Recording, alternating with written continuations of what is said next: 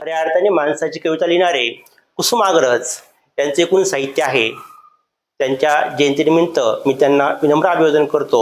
आणि आज भगवानगड येथून आलेले प दार्डे महाराज हे यांना विनंती करतो की त्यांनी थोडं मार्गदर्शन करावे.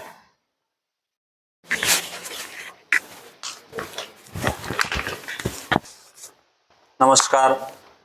आज या ठिकाणी आपल्या महाविद्यालयामध्ये मराठी भाषा गौरव दिन तसेच विवा शिरवाडकर यांची जयंती या निमित्ताने हा महाराष्ट्र सरकारने 2013 सालापासून हा मराठी भाषा गौरव दिन म्हणून साजरा करण्याची सूचना, त्याच पद्धतीने महाराष्ट्रामध्ये तो साजरा केला जातो. या मराठी भाषा गौरव दिनाच्या निमित्ताने सगळे महाविद्यालयाचे विद्यार्थी, आमचे मार्गदर्शक आणि गुरुवर्य प्राध्यापक डोळस सर, त्याच पद्धतीने आपल्या महाविद्यालयाचे प्राचार्य आणि आपले जे काही सर्व विद्यार्थी या ठिकाणी जमलेले आहेत. या मराठी भाषा गौरव दिनानिमित्ताने भाषेची वैशिष्ट्ये, भाषेची उपयोगिता या सर्व गोष्टी आपल्याला महाविद्यालयामधून शिकविल्या जातात. भाषा ही माणसाला मिळालेली एक मोठी देणगी आहे. ती समाजातील संपर्काचे, विचाराचे, ज्ञानाचे आणि संस्कृतीचे प्रमुख साधन आहे. भाषा म्हणजे केवळ बोलणे नाही, तर ती लिहिणे, तसेच ती एक जिवंत, बदलणारी आणि समाजाशी जोडलेली प्रक्रिया आहे. प्रत्येक भाषेला आपली ठराविक रचना, व्याकरण आणि शब्दसंपत्ती असते. भाषा ही चिन्हे, ध्वनी आणि शब्दांच्या माध्यमातून अर्थ व्यक्त करते. भाषेचे स्वरूप सामाजिक, मानसिक आणि सांस्कृतिक आहे. भाषेच्या निर्मितीचे विविध सिद्धांत आहेत. भाषेची उत्पत्ती दैवी आहे, ती देवाने आपल्याला दिलेली असा एक सिद्धांत मांडला गेलेला आहे. जुन्या धार्मिक ग्रंथामध्ये तो तसा सापडतो. नादानुकरण सिद्धांत आहे. निसर्गातील जे काही आवाज, त्याचा पाण्याचा आवाज असेल, झरझर पक्ष्यांचा आवाज असेल. दुसरा सिद्धांत आहे ध्वनी सिद्धांत. माणसाने स्वतःच्या भावना व्यक्त करताना केलेल्या ध्वनींपासून भाषेची निर्मिती होते. आनंद व्यक्त करताना, भीती वाटल्यानंतर जे काही माणसाच्या मुखामधून जे काही शब्द आपल्या मुखामधून बाहेर पडतात, त्यातून भाषेची निर्मिती झालेली आहे. सामाजिक संपर्क सिद्धांत आहे. भाषेची रूपे जी आहेत, एक मौखिक आणि दुसरा लिखित स्वरूप आहे भाषेची. त्यानंतर भाषेचे जे कार्य आणि वैशिष्ट्य, विचारांची देवाणघेवाण, आपले विचार, भावना, अनुभव व्यक्त करण्याचं भाषा एक माध्यम आहे. ज्ञान संपादन, विज्ञान, साहित्य, कला याचं अध्ययन भाषा वापरूनच शक्य आहे. भाषेची वैशिष्ट्ये, भाषा ही मानवी आहे, ती नियमबद्ध असून व्याकरणावर आधारलेली आहे. प्रत्येक भाषा बदलत राहते. भाषेची आवश्यकता वगैरे सर्व गोष्टी आपल्याला माहिती आहेत. त्यानंतर आपल्या मराठी भाषेला महत्वाची बाब म्हणजे आपल्या मराठी भाषेला अभिजात दर्जा प्राप्त झालेला आहे. त्यामध्ये तमिळ भाषा आहे, संस्कृत आहे, कन्नड आहे, तेलुगू आहे, मल्याळम आहे, ओडिया आहे, पाली आहे, बंगाली आहे, आसामी आहे आणि प्राकृत, अशा सर्व भाषांना अभिजात दर्जा आहे. आणि आपल्या मराठी भाषेला सुद्धा अभिजात भाषेचा दर्जा मिळालेला आहे. अभिजात भाषेचा दर्जा मिळाल्यानंतर आपल्याला नेमकं त्याचा फायदा काय आहे, एवढा जो काही संघर्ष या ठिकाणी अभिजात भाषेचा दर्जा मिळवण्यासाठी आपण जो काही भाषा अभ्यासकांनी जो काही संघर्ष केला, जो काही पाठपुरावा केला, तो अभिजात भाषेचा दर्जा मिळाला. परंतु त्याची उपयोगिता, त्याचा फायदा हा काय होतो, याच्या संदर्भात जर आपण विचार केला तर त्याचे फायदे असे आहेत. मराठी भाषेच्या संवर्धनाच्या कामासाठी पुरेसा शासनाचा निधी उपलब्ध होईल. त्यानंतर मराठी भाषेच्या अध्ययनासाठी संशोधन केंद्र स्थापन केले जातील. तिसरा मुद्दा आहे, मराठी भाषेतील कोणत्याही विद्वान व्यासंगी साहित्यिकांना आंतरराष्ट्रीय दर्जाचा पुरस्कार दिला जाईल. मराठी भाषेतील ग्रंथ, साहित्य निर्मिती करता अनुदान दिले जाईल आणि नवीन विद्यापीठे व संशोधन केंद्र उभारले जातील. मराठींच्या बोलींचा अभ्यास, संशोधन, साहित्य संग्रह अधिक चालना मिळेल. प्राचीन ग्रंथ अनुवादित करण्यात प्रोत्साहन दिले जाईल. मराठीच्या उत्कर्षासाठी काम करणाऱ्या संस्था, व्यक्ती, विद्यार्थी अशा सर्वांना भरीव मदत केली जाईल.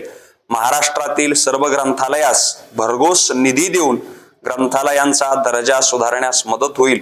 प्रत्येक विद्यापीठामध्ये अभिजात भाषेसाठी एक अध्यासन केंद्र स्थापन केले जाईल. हा अभिजात दर्जा मिळाल्यानंतरचे भाषेचे हे जे काही महत्व आहे आणि त्याचबरोबर आपल्या झालेल्या अखिल भारतीय साहित्य संमेलनामध्ये तारा भवाळकरांनी मत मांडत असताना भाषेचा जन्म कधी झाला असं मत मांडत असताना त्यांनी असं म्हटलेलं आहे की ज्या दिवशी आईने आपल्या मुलाला पहिली ओवी ऐकविली त्या ठिकाणी तेव्हा त्या भाषेचा जन्म झाला असं तारा भवाळकरांनी मत मांडलेलं आहे. दुसरं त्यांनी त्यांच्या भाषणामध्ये असं सांगितलेलं आहे की मराठी भाषेचं संवर्धन आणि तिचं संरक्षण कोणी केलं असेल तर ते सर्वात जास्त ती भूमिका संत साहित्याची आहे. संतांनी त्याचं संवर्धन आणि हे केलेलं आहे, संरक्षण केलेलं आहे. प्रत्येक संतांनी कांदा मुळा भाजी अवघी विठाबाई माझी, लसूण मिरची कोथंबिरी सावता महाराज आहेत, तुकोबाराय आहेत, ज्ञानोबाराय आहेत, चोखोबाराय आहेत, जनाबाई आहेत, सोयराबाई आहेत. या सकल संतांनी त्या मराठी भाषेला साहित्य देऊन त्या मराठी भाषेचा आज मराठी भाषेमधले किती शब्द आपल्याला माहिती आहेत, किती शब्दांचा संग्रह आपल्याकडे आहे. आज भाषा हरवत चाललेली आहे. आज भाषा नामशेष होण्याकडे काही कालांतराने मराठी भाषा काय आहे. संत साहित्य जर वजा केलं आपण तर संत साहित्य इतकं प्रगल्भ आणि एवढा मोठा शब्दसाठा हा संत साहित्याच्या माध्यमातून आहे. म्हणून आज आपण या ठिकाणी जो जमलेलो आहोत विवा शिरवाडकरांच्या या जन्मोत्सवानिमित्ताने, मराठी भाषा गौरव दिनाच्या निमित्ताने या ठिकाणी आपण जमलेलो आहोत. आपल्या भाषेचं संवर्धन, संरक्षण आपण करावं हीच एक विनंती या निमित्ताने आपणास करतो. आणि माझे गुरुवर्य आदरणीय डॉक्टर डोळस सर यांनी मला या ठिकाणी या कार्यक्रमामध्ये येऊन सहभागी होण्याची संधी उपलब्ध करून दिली त्याबद्दल मी महाविद्यालयाचे आणि आदरणीय गुरुवर्य डॉक्टर डोळस सरांचे आभार व्यक्त करतो आणि थांबतो. धन्यवाद. एकूण मराठी भाषेचा प्रवास झाला आणि मराठी भाषा आज ज्ञानभाषा झाली पाहिजे या अनुषंगाने प्रयत्न चालू आहे. या अनुषंगाने विचार मांडले त्याबद्दल मी माननीय सरांचे आभार मानतो. आणि यानंतर आपल्या महाविद्यालयाचे प्राचार्य तर माननीय सरांनी विनंती करतो की त्यांनी आपले विचार मांडावे. गौरव दिन आणि कुसुमाग्रज यांच्या जयंतीच्या निमित्ताने उपस्थित आज माननीय भगवानगडाचे विद्यार्थी नारडे सर, मराठी विभाग प्रमुख डोळस सर, लोणी प्रवरानगर येथून आलेले उपस्थित राहिलेले माननीय गुजर सर, माझे सर्व सहकारी प्राध्यापक बंधू भगिनी आणि विद्यार्थी मित्र हो. आताच दराडे सरांनी मराठी भाषेचा इतिहास आणि एकूणच भाषिक इतिहास आपल्यासमोर मांडत असताना भाषा कशी निर्माण झाली आणि आतापर्यंत तिचा कसा प्रवास झाला याविषयी आपल्याला माहिती सांगितलेली आहे. या भाषेच्या प्रवासामध्ये आपल्याला एक भाषेचा आवर्जून उल्लेख करावा लागेल, ती म्हणजे मातृभाषा. ही प्रत्येकाची मातृभाषा जी असते त्याच्या आयुष्याच्या सुरुवातीपासून ते शेवटपर्यंत त्याच्यासोबत साथ संगत करणारी असते. खरं तर या मातृभाषेतूनच आपण जगाला समजायला, जगाला ओळखायला आणि बोलायला, आपली भावना व्यक्त करायला शिकतो. मातृभाषा आज कधी नव्हे ते थोडंसं पाठीमागच्या काही वर्षामध्ये मातृभाषेविषयी आणि आपण एकूणच शैक्षणिक पद्धतीमध्ये त्याच्याकडे थोडं दुर्लक्ष होत गेलं. परंतु आता जे राष्ट्रीय शैक्षणिक धोरण आलेलं आहे 2020 त्याच्यामध्ये पुन्हा एकदा मातृभाषेतून शिक्षण आणि मातृभाषेचं महत्त्व याविषयी आग्रहही करण्यात आलेला आहे आणि पुन्हा एकदा आपण मातृभाषेकडे वळत आहोत. कारण की आपल्याला माहिती आहे की आपण जे विचार असतील, जे आपण स्वप्न पाहतो ती सगळी आपल्या मातृभाषेतून पाहत असतो. आणि ज्यावेळेस आपण एखादी दुसरी भाषा शिकतो त्यावेळेस आपण अगोदर विचार ती समजून मातृभाषेतून घेतो आणि मग त्याचं ट्रान्सलेशन करून आपण दुसरी भाषा समजत असतो. तर मराठी आपली मातृभाषा आहे, ती आपल्याला आई इतकीच प्रिय आहे. त्यामुळे या भाषेचं संवर्धन, या भाषेची जपणूक आणि ह्या भाषेचा विकास आपल्या सगळ्याच्या माध्यमातून व्हावा. या मराठी भाषा राजभाषा गौरव दिनाच्या निमित्ताने पुन्हा एकदा आपण या मराठी भाषेतलं साहित्य वाचायला शिका. खरं तर खूप मौलिक आणि जागतिक दर्जाचं साहित्य आपल्या मराठी भाषेमध्ये लिहिले गेलेलं आहे. एक एक साहित्य तुम्ही वाचायला लागताल त्यावेळेस तुम्हाला कळेल. खरं तर आम्ही ज्यावेळेस एखाद्या चित्रपटाच्या माध्यमातून एखादी साहित्यकृती समोर येते त्यावेळेस आपल्याला कळतं की साहित्य किती महान आहे. नटसम्राट नाटक आम्ही वाचलंच नव्हतं, परंतु ज्यावेळेस पिक्चरच्या माध्यमातून नाना पाटेकरच्या माध्यमातून ते पुढं आलं त्यावेळेस आम्हाला कळालं की मामासाहेबांनी तात्यासाहेब म्हणतात ना, तात्यासाहेबांनी हे किती उंचीचं आणि किती महान कृती लिहून ठेवलेली आहे. आज ययाती असेल, मृत्युंजय असेल, छावा असेल, तात्यासाहेबांच्या अनेक कृती आहेत. तुम्ही त्या वाचा आणि त्याच्यातून निखळ आनंद मिळतो तुम्हाला. या परीक्षेसाठी वाचू नका, तुम्ही आनंद मिळवण्यासाठी वाचा आणि ते तुमचं जीवन घडवत असतात.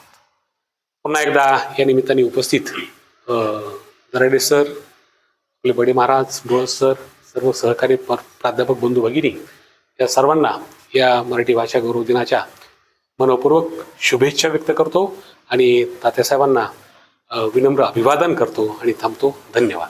आणि ज्ञानपीठ पुरस्कार विजेते विष्णू वामन शिरवाडकर उर्फ कुसुमाग्रज यांच्या जन्मदिनी आपण मराठी भाषा गौरव दिन हा साजरा करतो. त्यांच्या विशाखा या काव्यसंग्रहाने स्वातंत्र्यपूर्व काळात लढण्यासाठी इंग्रजाविरुद्ध स्फूर्ती दिली आणि त्यांच्या नटसम्राट या नाटकाने रंगभूमी गाजवली.